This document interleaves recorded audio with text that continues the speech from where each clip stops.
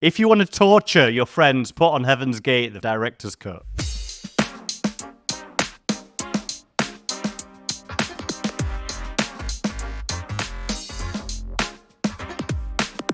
Welcome to Groovy Movies. My name is Lily Austin. And my name's James Brailsford. Hello. Hello, James. How are you on this very warm, finally tropical day in London? How is it in Manchester? Oh, it's for once it's lovely and sunny in Manchester. Just enjoying my brat summer, Okay, come on then. Come on. What do you want to talk to me about, Brat? All James can do, brat, I'm showing my lack of knowledge. All I know James wants to do is talk about Charlie XCX's new album. So come on. What are your thoughts? I just think it's a modern pop masterpiece. I just think she's taken all the noughties pop classic sounds and re-synthesized it into this concept album about what it means to be a woman right now. Okay. I'm scared to make this confession, but I will, as you've brought it up. I found the album okay. For me, I think it's just not my kind of music. I was just like, it's okay. And I'm sad to not be with the zeitgeist on this one. It's so fun to love what everyone else is loving that it didn't move me. I don't like that sound. Overproduced. So I think, especially for my short attention span these days, those tracks, they're just absolutely banging. I'm just glad that her career is going from strength to strength, because I first heard of her in about 2007, 2008, where I met a director on a night out at an after party from a burlesque night. And he was a massive arsehole. And I remember just thinking, who is this horrible man? But he had boasted about his girlfriend at the time, who he'd picked up by saying, oh, do you want to make a song on my new album? And it was Charlie XCX. So, and anyway, part of me was just like, this guy's just, I hope she has a great career and eclipses him. So thank you, Charlie XCX, for making my passive-aggressive fantasies come true. I love it when you tell me a story I haven't heard before. Guys, that was for me too. Makes a change from the same old anecdotes, Got to. I was like, oh my God, I've got something fresh plucked from the archive.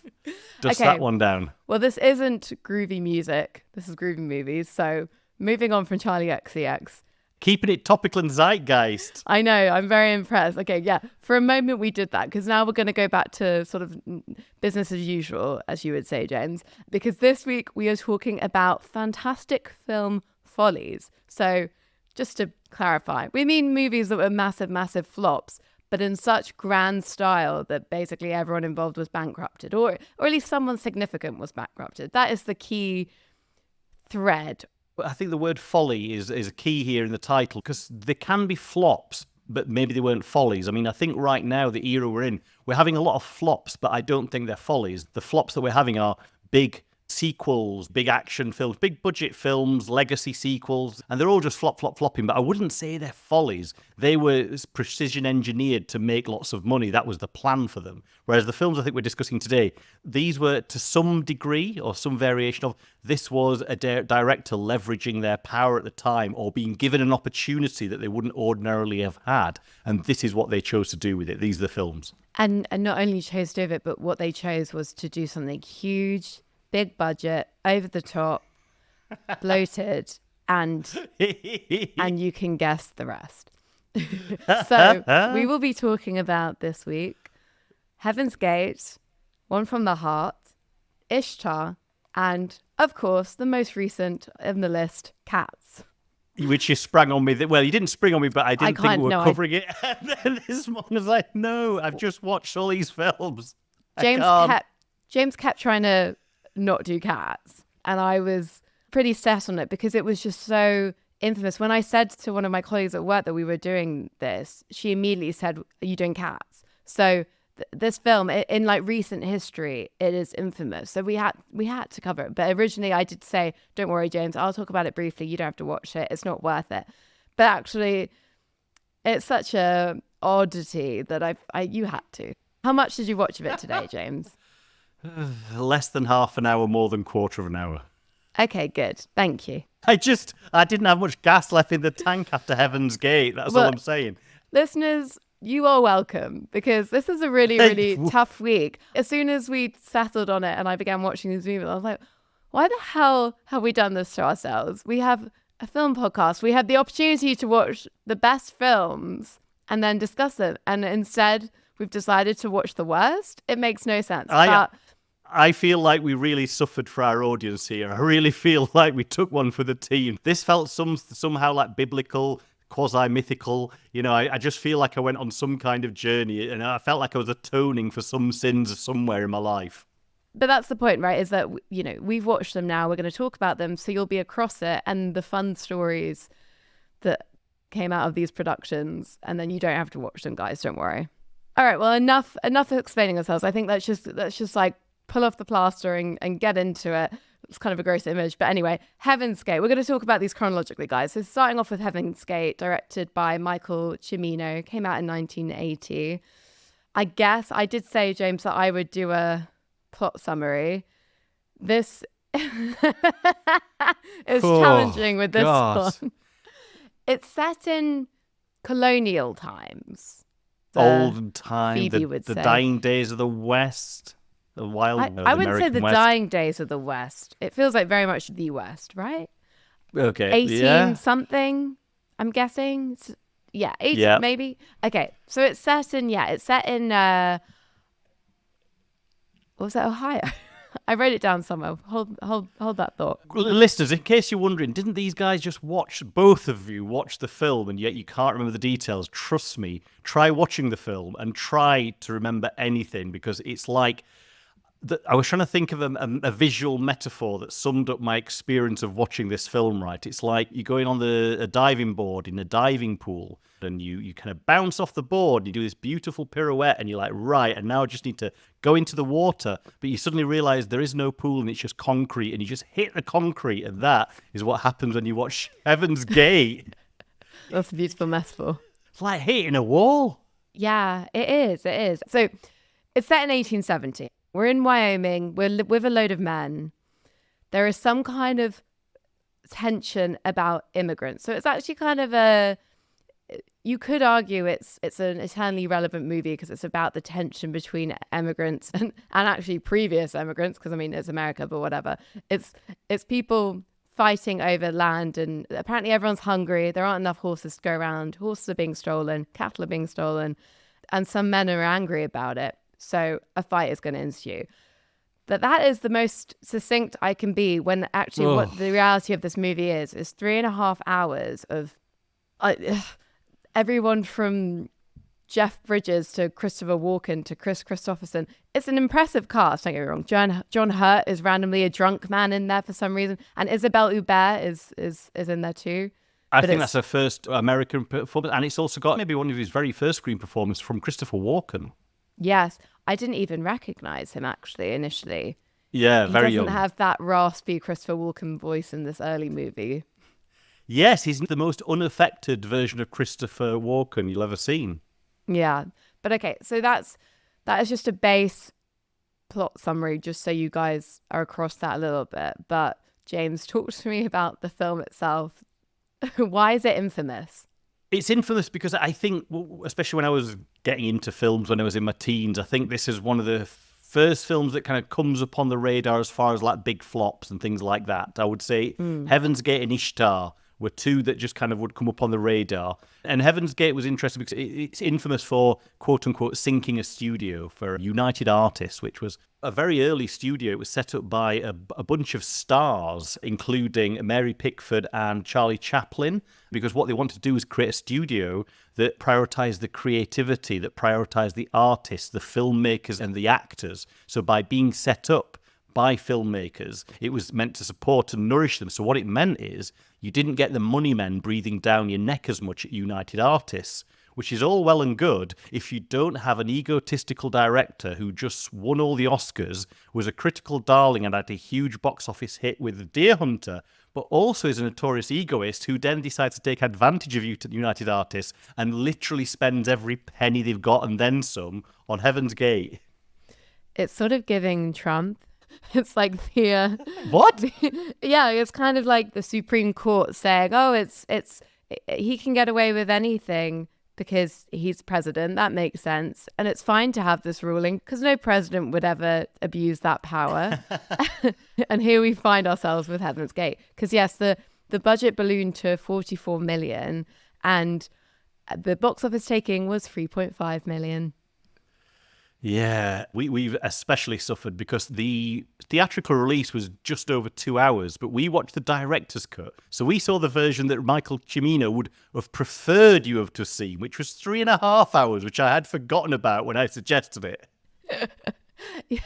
yeah, because I mean, that's part of the mythology around this film, right? Are the various different cuts, because it started out, his initial, apparently it was like Kubrick style, he had meters and meters of film to get through, and he apparently like locked himself in the edit suite, and whenever he left there, he changed the lock so no one could enter the edit suite. He didn't want anyone to see his process when he was putting the film together.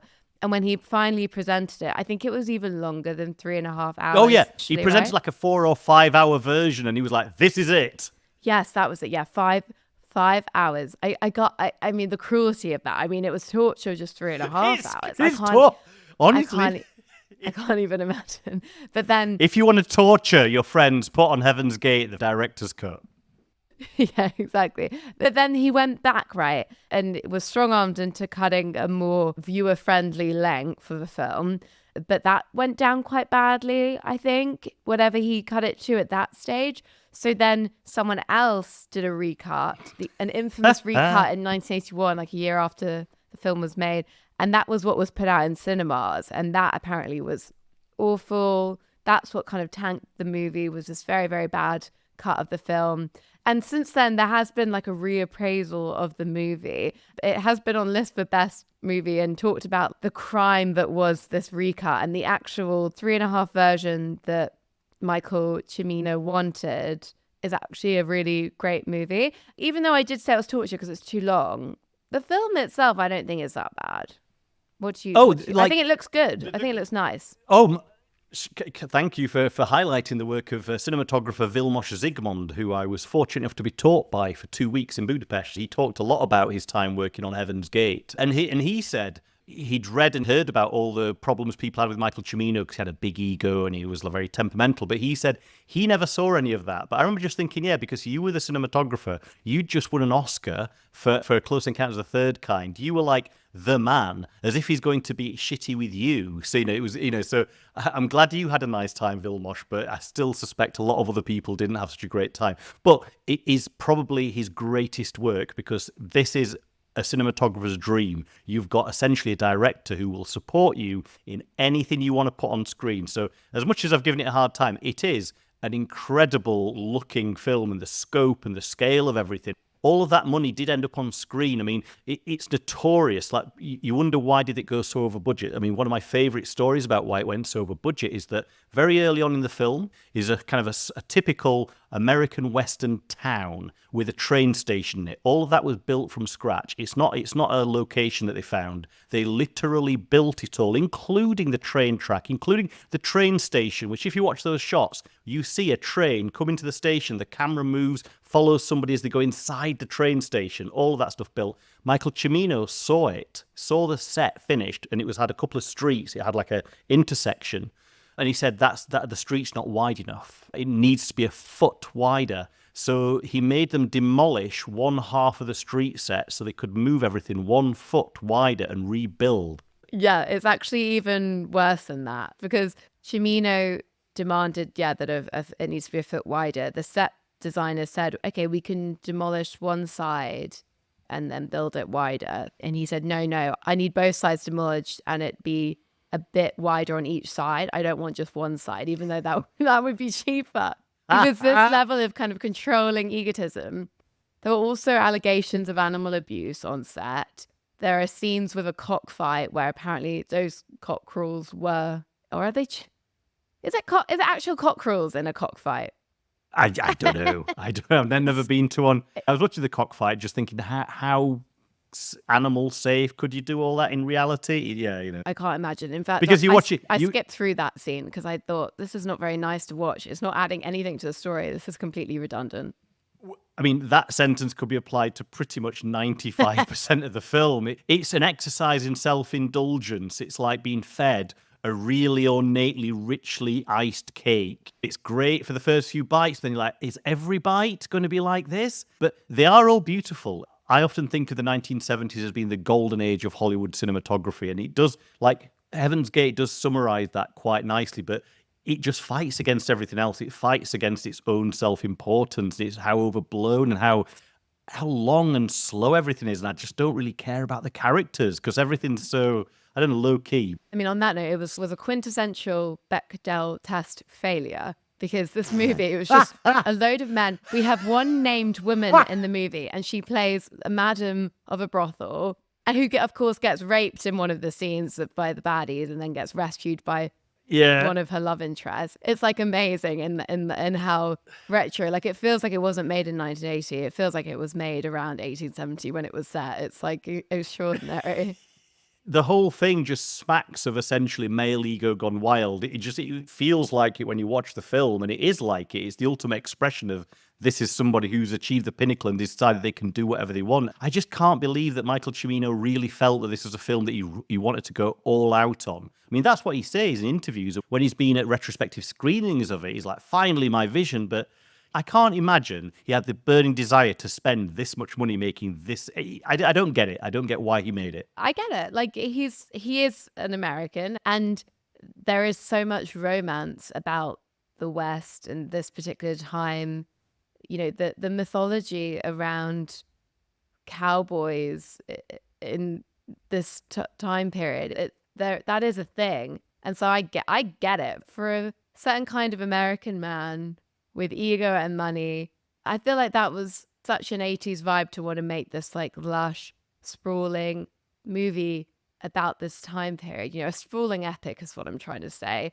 And unfortunately, it just doesn't really work. I do wonder how much of it was a part of Michael Cimino's ego was that in the 70s, all these younger male American filmmakers, the movie brats, were all kind of making their marks and making their hit films. And it's almost like his was the ultimate, but have you spent £40 million making a Western? It's almost like they were trying to outdo each other with the kind of films they could get away with making. And this was the ultimate one, so much so that it cost way too much, made way too little, to the point that it bankrupted an old studio. Yeah. So have you heard about this butcher's cut?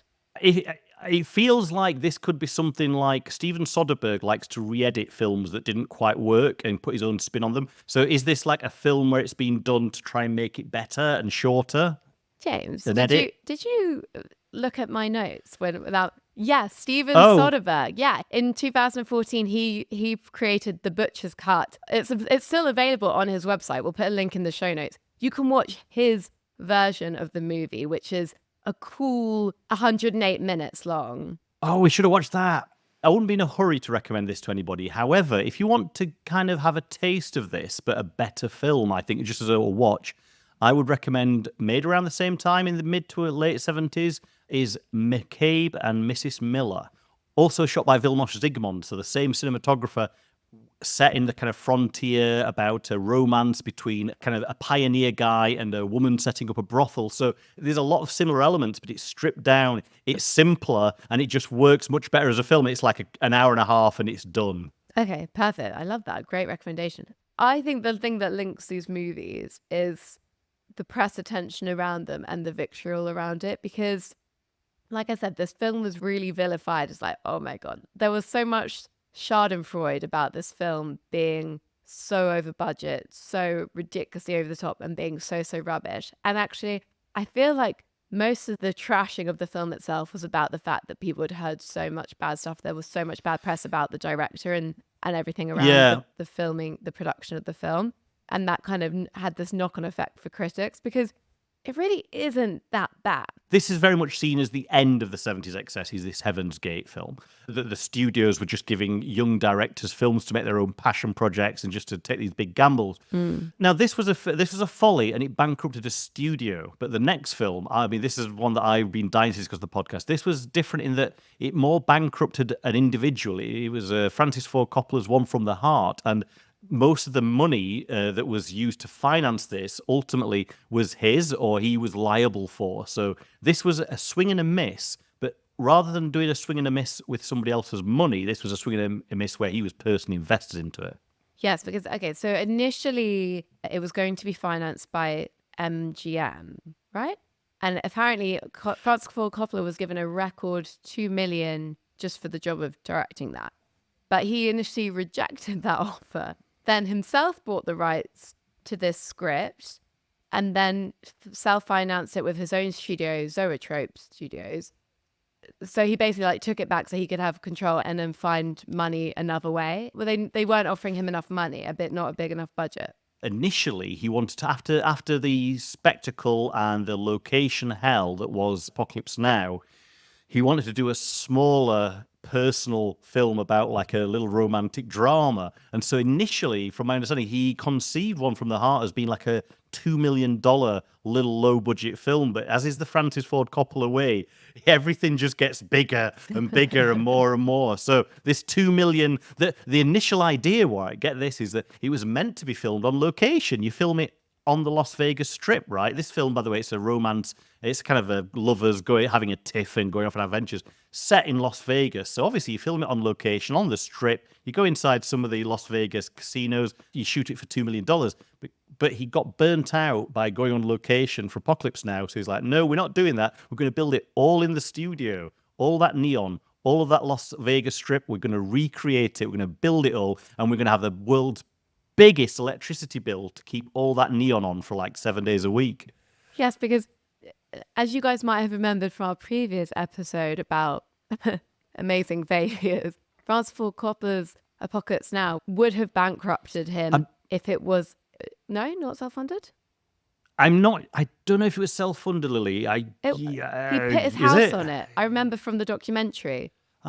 Okay. Well, right. Okay. Guys, tell us if we're wrong, but I believe his. if you watch Hearts of Darkness, the documentary his wife made, like the behind-the-scenes documentary she filmed of him while he was making this film. I'm pretty sure. I remember her saying maybe he didn't fund the whole thing, but he'd staked his house on it and their family home where their children were growing up. And he would. That sounds like a very Francis Ford Coppola thing. Yeah. And they would be in serious financial difficulty if the film didn't work. To add to what was an infamously stressful and difficult production.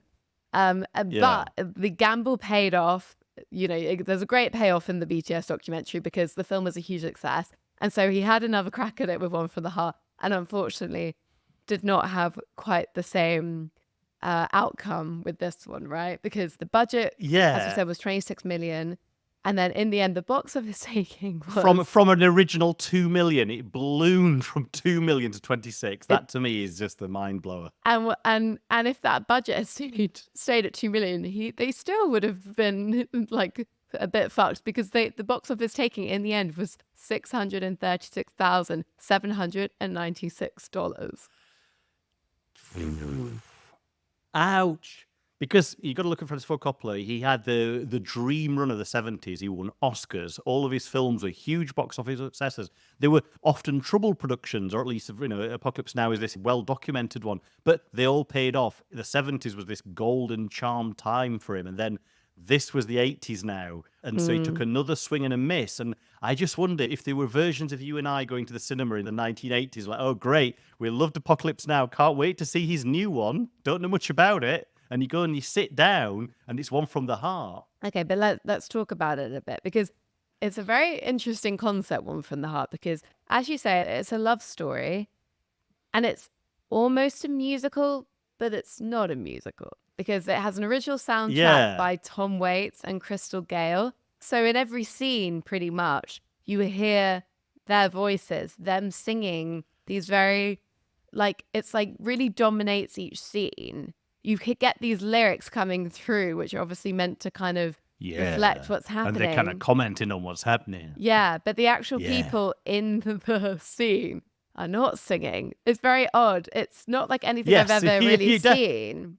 That to me is the great pleasure of One from the Heart, is for all of its flaws and it's very naive at times. You've not seen anything like this, like Heaven's Gate. It's impressive and it's epic, but you will have definitely seen things a bit like it in places. But One from the Heart is, what is this mad adventure? Yeah, and that's the thing, is that again, it was really lambasted as a terrible film, and I think people really enjoyed that this incredible director who'd made epics like The Godfather could make a sappy love story with two quite kind of inconsequential leads. I think that is kind of the issue with it, that there are these quite dull, quite very normal couple, Hank and Franny. But actually, the film is much more than just that. And I think it's all deliberate. Whether or not it actually works is another thing. But I think it was very deliberate that the story follows this normal couple that do normal jobs. Regular people. Franny works in a travel agent and dreams of going to Bora Bora.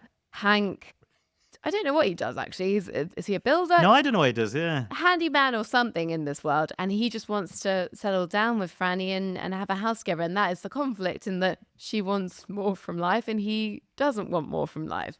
And they decide that they want to just have a bit of both of them have a bit of a sexy adventure with other people, don't they, essentially, for a night? Exactly. Essentially, I think what he was trying to do was create this like amazing contrast of this very fantastical, these incredible sets, incredible lights, and everything is over the top and synthetic, looking like sort of deliberately artificial.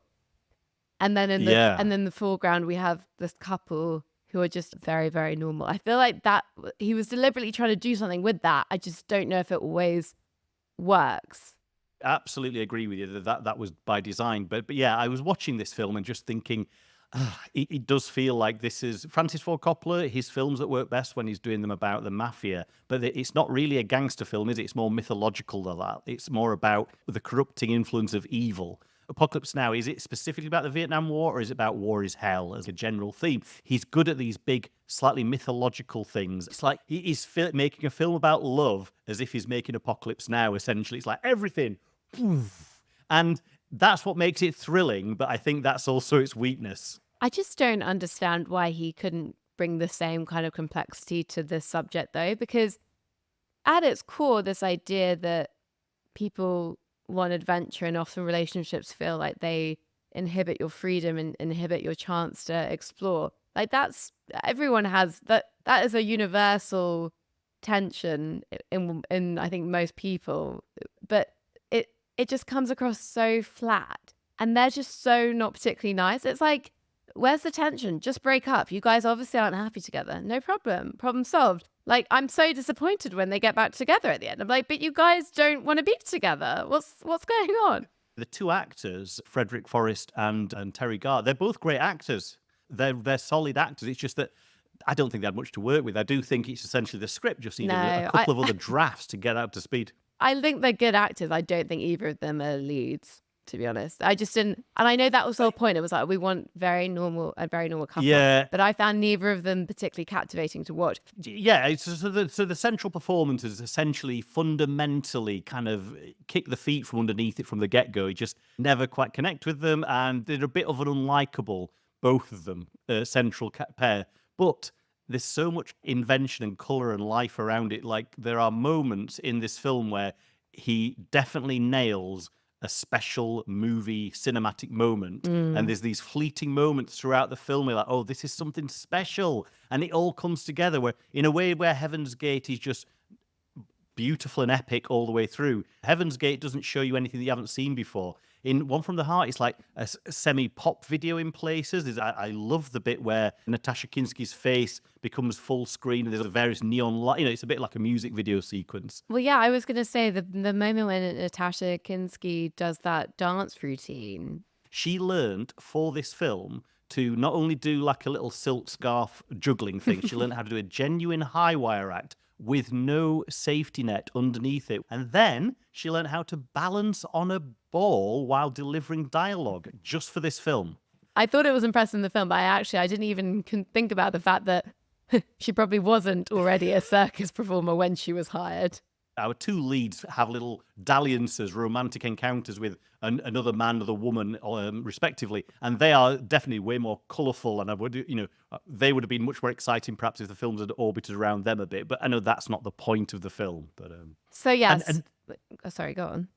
I was just going to pull it back because you did mention as well the cinematography. I mean, this is Vittorio Storaro, who shot Apocalypse Now with Francis Ford Coppola. Again, a bit like in Heaven's Gate, the cinematographer was completely indulged. He clearly was allowed to light things exactly how he wanted to light them. I mean, a dream from a cinematographer. And everything was on faders, and they even did things where they built sets next to each other, and then they had like sheets that were painted to look like walls, and then they could fade the lighting between the two sets so it would look like you were dissolving between two scenes, when actually they built the sets next to each other and they just changed the lighting cues live. Wow. So there's plenty of little secrets, throughout the film. There's little moments like that. When they're talking about each other, you'll see the guy in the foreground, then it'll fade to Franny in the background in a different set. God, and those scenes look amazing. It's such a shame that this incredible it's like it's so set up for a fantastic film, and then it's wasted on such an insipid storyline. This and a couple of characters. Absolutely. So I completely agree. That's my overall feeling of that film. It's just like, oh God, all the bits are there. The fundamental central performances just weren't strong enough. And I guess everyone agreed who went to see it, because, like we said, it was absolutely disastrous at the box office and led to, like, when we look back on Francis Ford Coppola's career, it's his early work up until this point is described as the golden phase. And then from then on, after One from the Heart, he's kind of like, in the next 10 years are absolute turmoil when he's trying to pay back and deal with the finances of Zoetrope Studios. Yeah, because he bankrolled this massively. I mean, he took out, I think, from Chase Morgan Bank, he basically took out a huge loan, which, by the way, is what George Lucas did with Empire Strikes Back, which cost about the same amount of money in about the same amount of time. But one of them is Empire Strikes Back, one of them is One from the Heart. Yeah, so, oh my God. 26 million can get you a science fiction epic, or it can get you a small, anyway. A tiny musical about one night, a couple breaking up for one night.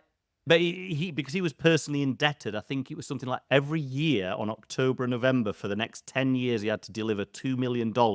Otherwise, they would take away his house and all that kind of stuff. So he was just a gun for hire. So that's why his oeuvre becomes very patchy, is because he went from essentially choosing his projects to just like, I need the money, Yeah. And then ultimately the studio, Zoetrope Studios, closed in 1990. Well, it filed for bankruptcy. We say, where did this 26 million went? But you can see it all on screen if you watch, because what you got to remind yourself is everything you're seeing was built in a studio and everything was manufactured and made. And so when you're watching people walk in one continuous shot from outside of a street with caravans and other houses, and then when they walk inside their house, up a flight of stairs into a bathroom that's got water that runs when they run the taps, right? That was all built in a studio, and they had to put in real electrical, real plumbing to make it all work. That's insane. And then at the end, when they're in an airport, remind yourself that this is a studio set. That's not an airport. They actually built that on the exterior of one of their sound stages, and then they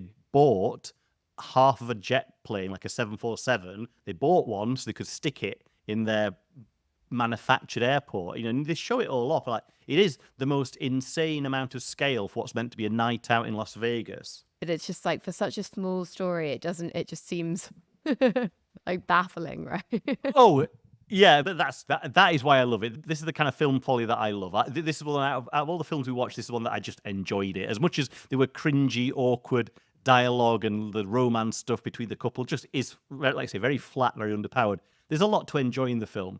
Yeah, I agree. I did enjoy it too, as like something to behold.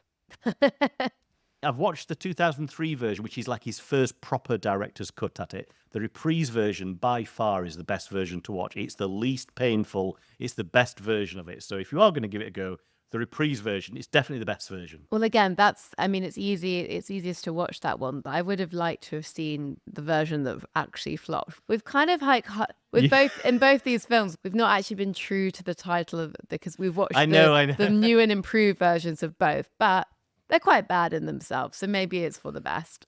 So we've watched One from the Heart, which is one of my favorite kind of grand follies. And there's a connecting thread with the next film that I only just spotted when I was doing a bit of research last night, which is... Oh, I wonder if we spotted the same connection. But sorry to interrupt you. Yes, go on. The cinematographer of One from the Heart, the excellent Vittorio Storaro, was also the cinematographer on Ishtar. Oh my God, that's crazy. And it contributed to one of the many factors that made it a difficult shoot, because he was used to shooting projects like One from the Heart or Apocalypse Now, which are these grand, epic, hyper-saturated colours, arty angles. And apparently he clashed with Elaine May massively, because he was looking to get the artiest angle and she wanted the camera where it would make the comedy the funniest, and those two things were completely incompatible. Yes. And I read that as well. And you can actually really see it in the film because I noticed it particularly in a very early scene where the two leads. So Warren So we get Beatty, ahead of we're ourselves. getting ahead of ourselves, but Warren Beatty and Dustin Hoffman play a couple of friends, Rogers and Clark. They're a singing duo that liken themselves to Simon and Garfunkel. And they have the height, at least, the difference in height between the two of them. And there's a scene at the start where they're looking at posters of musicians and the camera kind of pulls away in this really quite beautiful way. So we see the back of their heads as they're talking to each other, as they're looking. So we're seeing what they're seeing, these posters through a glass of different musicians they want to be like. And it's a very nice shot. And I did think, that's not really like a comedy shot. It's just quite a beautiful moment of them in the like twilight of the evening. And it feels a bit jarring with what is a broad comedy. So yeah, this movie, along with Heaven's Gate, is considered one of the worst films ever made, which I think is utterly insane and bonkers. It's really not that bad at all. I know I'm getting the impression you didn't enjoy it. I enjoyed it more than Heaven's Gate as just pure enjoyment. 100%. Right, so I can't, but I didn't enjoy it nearly as much as One from the Heart. I just found myself cringing at like. I didn't find it cringy. I thought it was fine. I did think it was funny. The film is quite clever because they do this sort of fun little reverse casting where Warren Beatty, the famous Lothario, plays this kind of awkward, slightly dumb, very kind of sweet, timid guy who has no luck with women. And his friend, Dustin Hoffman's character, is the kind of Lothario character who's the one in charge in their dynamic. And Warren Beatty's character just kind of follows him around. And I thought that in itself was just a funny thing. And I loved the bad songs. I thought they were funny. And I loved the best bits in the movie are when they are performing their terrible songs and they're trying their best to get, this is a movie where two guys are trying to make it as songwriters by performing very bad songs. And they end up being booked as lounge singers in Morocco and then somehow get involved in some kind of communist CIA plot. It gets crazier from there. And that's the thing that I feel like doesn't really work, but I kind of admire Elaine May for trying. I like her ambition. It just is like really random and jarring and odd. I think that's the thing that just kept putting me on edge is like, for the first 15 minutes, it's like a goofy comedy about two trying to make it down on the luck in New music York. composers in New York, right? And then it's suddenly hard cuts and there's a treasure map kind of thing being brought out. And I feel like, have I suddenly gone into The Mummy? Yeah, I didn't realize that Ishtar was a made-up. I thought it was a made-up city within Morocco. I somehow missed that. This is a whole fucking made-up country in the Middle East. It feels very weird. Like a made-up country, but with a real Cold War in it. It's definitely like the sort of cultural sensitivity is lacking for sure. That part is uncomfortable. Definitely. I can watch a lot of films, don't get me wrong. And I can also say, well, they're a product of their time and I can develop. But this, it really was quite challenging. I really had to, just boulder through it. What I love about this film and what makes it all worth it, honestly, is the backstory behind how this film got made, because I just think it tells you so much about the way Hollywood worked at this time. Because basically, here's the link that I found. Warren Beatty felt really indebted to Elaine May because she had done a major rewrite on the Oscar-winning Reds. And so he was hell-bent on kind of making it up to her by getting her a directing job on a big movie. So the connection to One from the Heart is that Francis Ford Coppola was really pissed off when Paramount Pictures initially were going to do the distribution of One from the Heart. And then they had planned to do some Oscar consideration screenings of the movie, but then pulled out basically because the movie wasn't any good. But Francis Ford Coppola felt sure that it was because they wanted to put all of their focus on getting Reds Oscar nominated. And Reds is another film that was crazy big budget and got a lot of bad press because of Warren Beatty's, like the rumors about Warren Beatty's behavior on set with this movie. So this is definitely a time of a lot of directors being given a lot of lead and a lot of money. And okay, work with Rez, it won the Oscar, great. But then you get to a film like this because, so Elaine May was basically being repaid for the fact that she wasn't credited on Red. And similarly, She was a script doctor on Tootsie, that amazing film by Dustin Hoffman as well. And so he felt kind of indebted to her too, because she also didn't get credit on that. So this is a movie made because men do not give women the credit they deserve. And this is the harm that it causes. Because I find it very interesting that Warren Beatty, apparently during the filming, it was a nightmare. All three of these people are very, very dominant characters. They were being paid very well to do this film, and they all wanted to have their say on how the film should be made. And Elaine May is was like a well-established comedian, improvisational comedian. Yes, but also writer, and she had done some directing, but never something on this scale before. So she was a bit out of depth. But I think that kind of the tension there between that and Warren Beatty feeling like he knows so much better, and then Dustin Hoffman piping up every 5 minutes with what he thought. Apparently, just tensions on set. It was an absolute nightmare. I couldn't imagine at any stage in a director's career that it's ever going to be easy directing both Dustin Hoffman and Warren Beatty, especially for someone who, you look at a directing career, and it was much smaller kind of films, character-based films, but she hadn't done anything close to this, and she had done absolutely no action-based stuff as well. So there was a lot of elements of it, I think, that were certainly for any director who hadn't done that kind of stuff. It was a huge undertaking to go on. And I think as well, it's interesting that Warren Beatty, he wants to give Elaine May this kind of opportunity, and he pushed for it and he got it for her. But then when he's on set, apparently, because he'd worked with Vittorio Storaro on Reds, that was the cinematographer of Reds, when Vittorio Storaro was having these arguments about, well, the camera looks better here, and she's like, well, I want it here because it's funnier, Warren Beatty would take the side of Vittorio Storaro. So suddenly you've got your lead actor and your cinematographer ganging up on your director. Yeah, exactly. And then things basically got out of hand because the budget just kept ballooning, because Elaine May was actually being incredibly demanding about how the film should be made. Apparently, they'd found a location on a desert with basically, sand dunes behind, and wanted a perfectly flat scene. So they had to dig and move all the sand to make miles of flat land. The film got really out of hand. We were talking about how crazy the budget on One from the Heart is of 26 million, but this was a budget of 51 million only 6 years later. And it was slightly more profitable than One from the Heart. It made 14.4 million.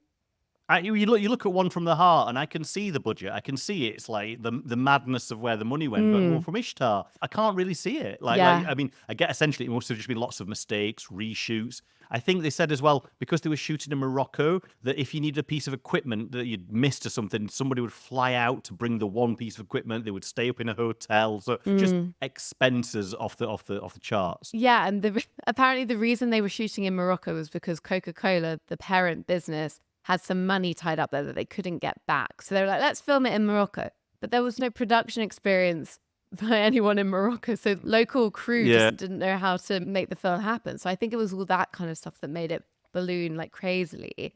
And that's the thing, is that you're right. The film, you can't tell really where the money went. The film doesn't really deserve that kind of budget. But I think so much of the way it was treated once the film was released is about the fact that they didn't like the fact that these big names were being paid so much. Warren Beatty had such a bad reputation that the press around it was just kind of riffing off of that and just loving the fact that this film had cost so much, and they were kind of disgusted by that and really wanted to ram home the fact that these stars aren't worth it, when really the film really isn't that terrible. It's just not a particularly brilliant film, but it's, I find it generally inoffensive insensitivities around the Middle East aside.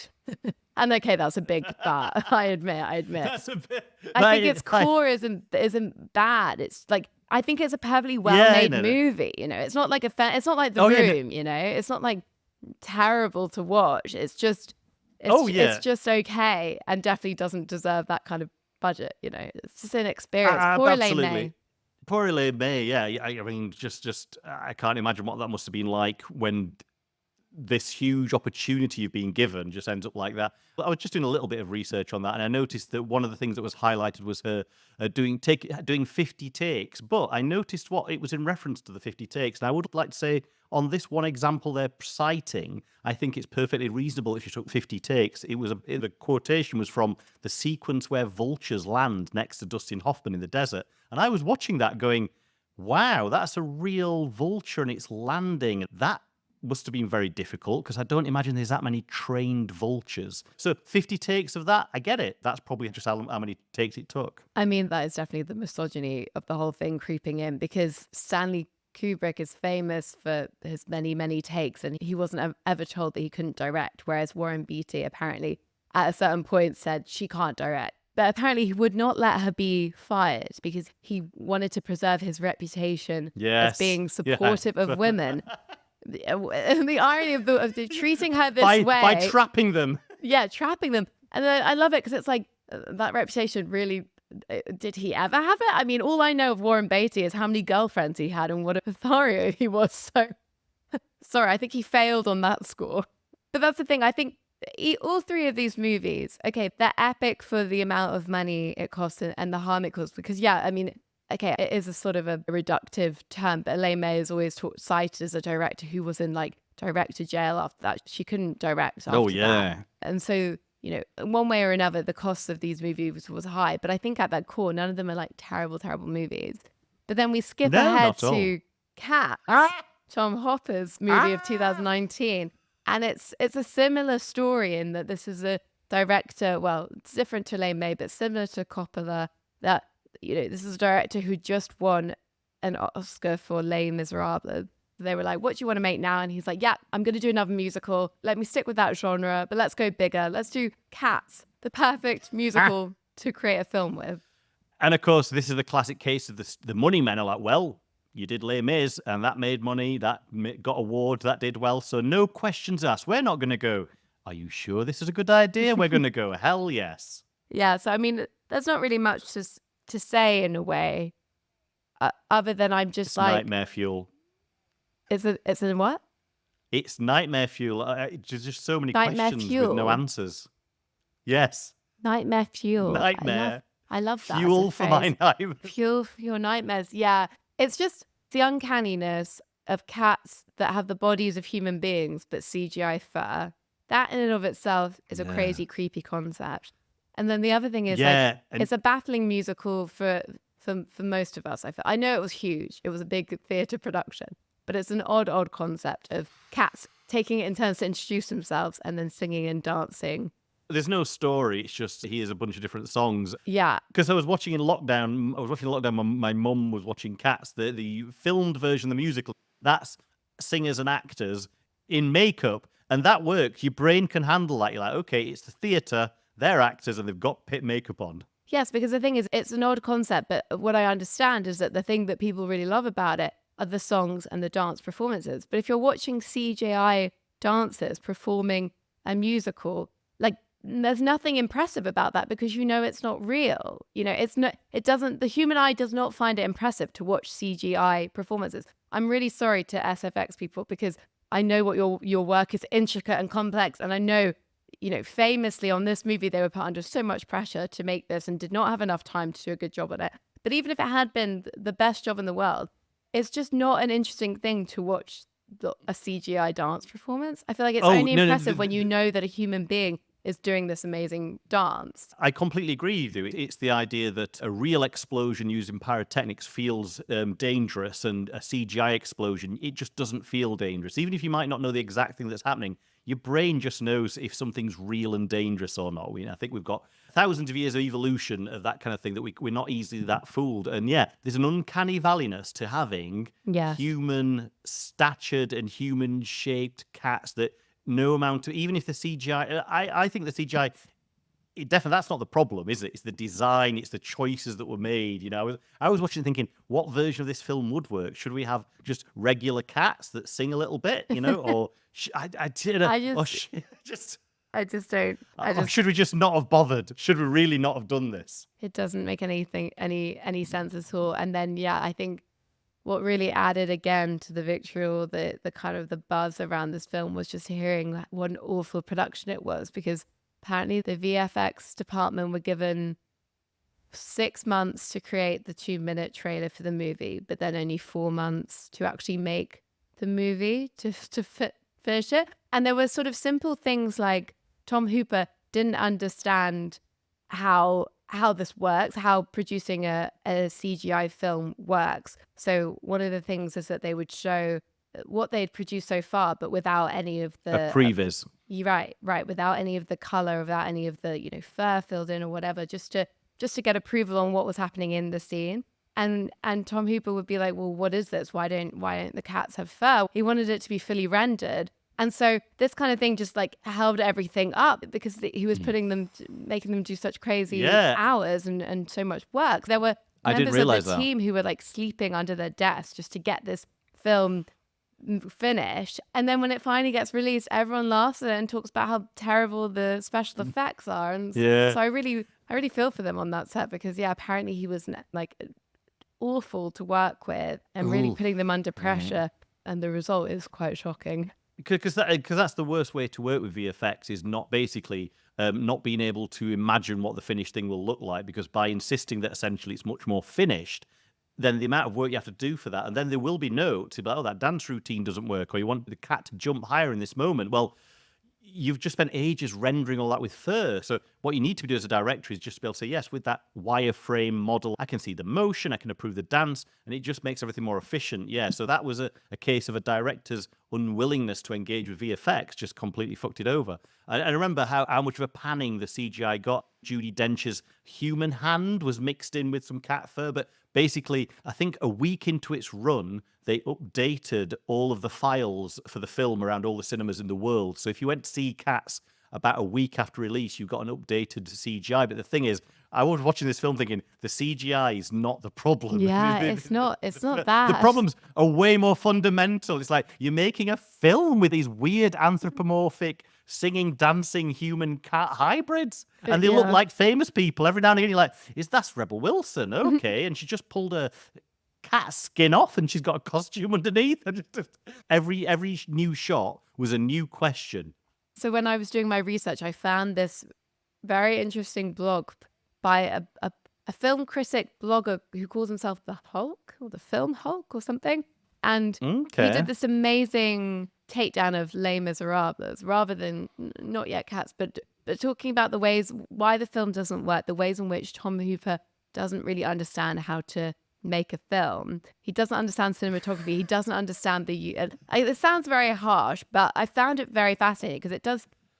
I'll link it in the show notes because it tells you, it explains, it's all probably stuff James, you went to film school, but for the lay viewer like me, I watched that movie and liked the songs, they're beautiful, but didn't find it an engaging watch, but I wasn't totally sure why. And he really breaks it down. So certain things like the fact that, close-ups, they're meant to create intimacy and kind of intensity in a moment. But if you use them in every single scene, as Tom Hooper does in Les Miserables, that impact is completely lost. Similarly, if you at the same time as you've got this like major close-up on a character, have them look, like break the fourth wall and look at the camera, he clearly thought that was meant to create some kind of intensity and intimacy too. But actually, no, that is an uncanny, creepy thing. Yeah. So when you're watching it, you don't really know what the film is trying to do. It's confusing you. As a viewer, we understand intrinsically, we understand the language of what these different film techniques do, but Tom Hooper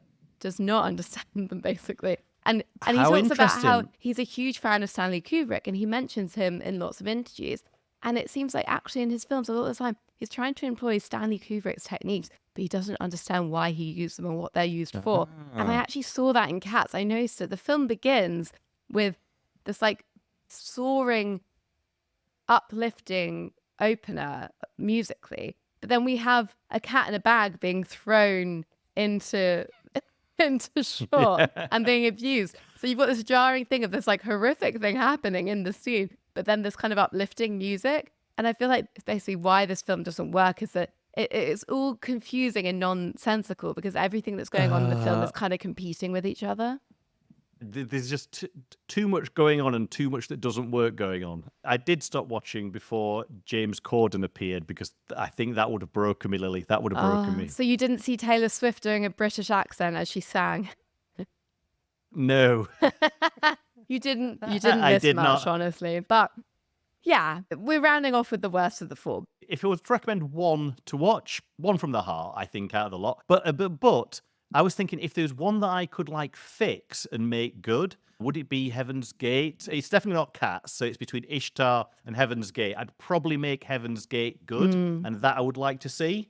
I wouldn't like to see it, but I think you could definitely make it good. I think I will give that Butcher's cut of you, Steven Soderbergh's version, just out of curiosity, just to see how he pieced it together. I'm still chuffed that I did remember it. Yeah, I know. I mean, that's such a good guess. Yeah. All right. Well, to finish, shall we take a trip to the film pharmacy? Absolutely. Dear Lily and James, do you guys think films make more of an impact when we're young? I found that most of my favourite films, and the ones I always go back to, I watched between the ages of 18 and 24. Is this the most impressionable age, or should a film hit home whatever? And which films have stuck with you when you were young? Oh, what a great question. I often think about this. I'm like, when was the last time that I genuinely had that magical feeling at the cinema? I think that as you get older, that sense of wonder, just like, the fact that, Father Christmas isn't real, it's the same kind of thing. That just somehow that magic that you can't quite get back disappears. I know what you mean, but I'm not sure if I agree. I think there is something about when you're young and you discover the magic of cinema. And for me, I remember watching Lost in Translation and being so kind of moved by what that story was and the way the film conveyed the feeling between them visually in the movie, and just like following them through Tokyo, everything about that film at that time. I know it doesn't, some of those scenes haven't aged very well, but on the whole, I think that movie still like has that impact when I watch it. Of course, you're never going to get that exact same feeling, but that was definitely something of like, oh wow. How old were you when you watched? I think I was 16. Okay. And I had that last year when I watched Past Lives. Like I remember feeling like so moved by it and loving and just being like so immersive. So but I think the thing with that movie is that it really speaks to where I am in my life now, like those protagonists are the same kind of age as me, the same kind of life stage. And similarly, I wasn't that far off of Scarlett Johansson's age, and I had ambitions and dreams to like travel and stuff when I got older. So I think to me, it's not really that it's only when you're young. It's just that certain films are going to hit you at different points in your life. Sure. I feel like you can still feel those feels as you get older too. Oh, yeah, and you keep coming back to the same films. I mean, I guess the one for me as an adult, which I've covered many times near, is 2001. But for me, I think certainly it's sort of something that has that movie magic feel to me that's very memorable was seeing Empire Strikes Back at the cinema for the first time, because this is 1982 when it came out. There were no spoilers, there's no internet. So getting to watch that incredible space opera and then finding out the biggest plot twist in probably modern cinema history and not having any idea, it coming out of nowhere. I mean, that was mind-blowing to be that young, that into a film, and then have this big plot twist that you didn't have any idea about. Oh, it's great. I think as I've got older, that sense of wonder, I get it now and again. I mean, with my old favourite Christopher Nolan, when I'm watching an IMAX film on the biggest possible screen, the best quality, and it's one of his bigger blockbusters, then I get the closest I can get to that feeling of wonder as a child. I get that, I guess, in those moments. Right, but it's never quite that exact intensity, right? I think you're right. I think it does. Yeah, it's a bit dulled, sadly, but we get those moments, don't we? That's why we've got to go to the cinema. You only really get that when you see a movie on the big screen, I think. Absolutely. When you see it on the big screen and there may be an audience in there and you're all locked into the film and you're all feeling the same feelings together. Those are the moments we go to the cinema for, I think. Absolutely. All right. On that happy note, thank God we brought it back after Cats. Thank you guys for listening to another episode of Groovy Movies. And if you could find your way to leaving us a nice 5-star review or a like, that all helps get the podcast out to a bigger audience. So we will see you in 2 weeks' time. Bye. Bye. Follow us on Instagram at Groovy Movies Pod or email us groovymoviespod@gmail.com. Groovy Movies was produced and edited by Lily Austin. Music and sound by James Brailsford. Our logo was designed by Abby Jo Sheldon. For references and more information about the films discussed, check